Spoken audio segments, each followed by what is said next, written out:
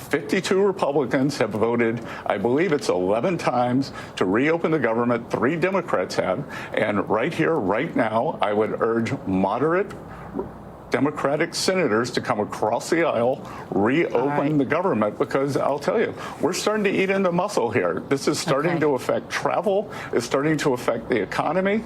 And, this is quixotic. I don't know what the purpose is. I'm not sure they do.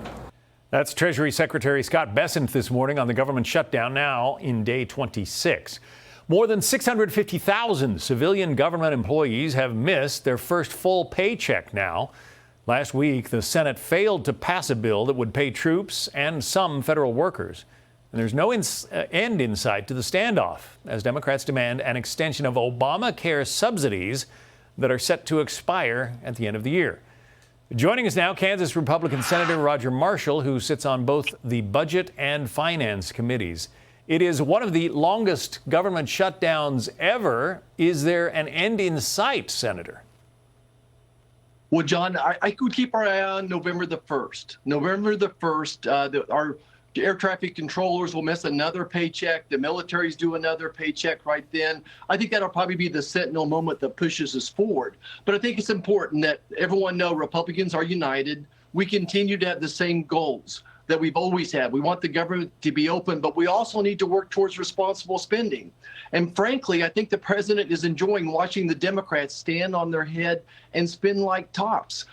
So I think we're learning, again, how to negotiate. President Trump is teaching us how to negotiate, just like giving Secretary Bessent, that strength of negotiating, putting that tariff on China. I think that we right now have the upper hand. We need the Democrats to vote yes, reopen the government. The historian Victor Davis Hanson says that the weaker party, the party that doesn't control Congress, or in this case, the Congress as well as the White House, that weaker party is usually the one that shuts down the government to, create chaos and try to leverage the lack of strength into something powerful. But do you think that in this case, are Democrats getting the blame, or are legacy media helping them blame Republicans? Well, the legacy media certainly trying to help the Democrats right now. But I think we all realize that everyone loses, that no one's winning right now.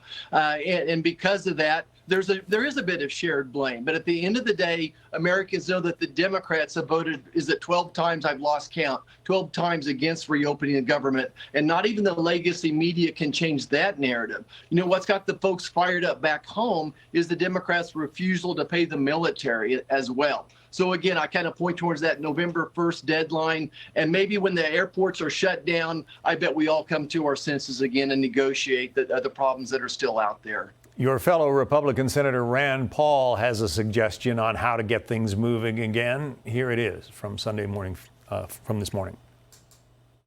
I suggest that President Trump come forward and name 3 Republicans and 3 Democrats in the Senate to an official commission to figure this out over a 1-month period and come back with a solution.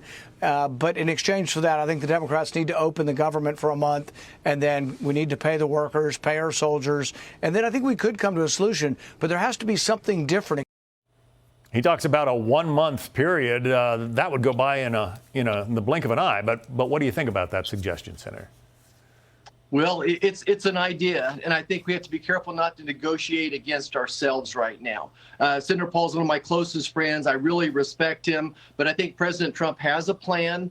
He's all about timing. And right now you're seeing Schumer beg to meet with President Trump. We almost got him where we want him. I think that anything coming from within Congress probably isn't going to solve the problem. It's going to take an outside force. It's going to take an outside force like the air traffic controllers all being sick the same day. And President Trump, when he feels like the timing is right, that he can make a deal to not only reopen the government, but also address our national debt and try to control spending as well. So we're getting closer. But I think fiscal conservatives need to toe the line here. You're a physician as well as a senator. A lot of the Democrat argument centers around Obamacare subsidies. Why, if Obamacare was supposed to save health care and be cheaper, why does it need subsidies? My gosh, what we do know about Obamacare, the Affordable Care Act, is it's not so affordable. Premiums are going to go up 20% alone this year. And Americans need to realize there's about $25 to $50 billion of fraud in Obamacare right now. $25 to $50 billion of fraud. Democrats have to be willing to address that before I can even begin talking about fixing a very, very broken ACA. They're going to have to not only address the premiums, that the average deductible on these policies is $5,000 a year. So you're a family of four, you have an income of $60,000, $80,000 a year, and you have a $5,000 deductible. That's not access to health care. We do know that the ACA is really broken. I think we know how to fix it as well, but we need to open the government. Then I'll be very glad to sit down and try to fix a very broken ACA. Senator Roger Marshall, Republican of Kansas. Senator, thank you. Thanks, John. Hey, Sean Hannity here. Hey, click here to subscribe to Fox News YouTube page and catch our hottest interviews and most compelling analysis. You will not get it anywhere else.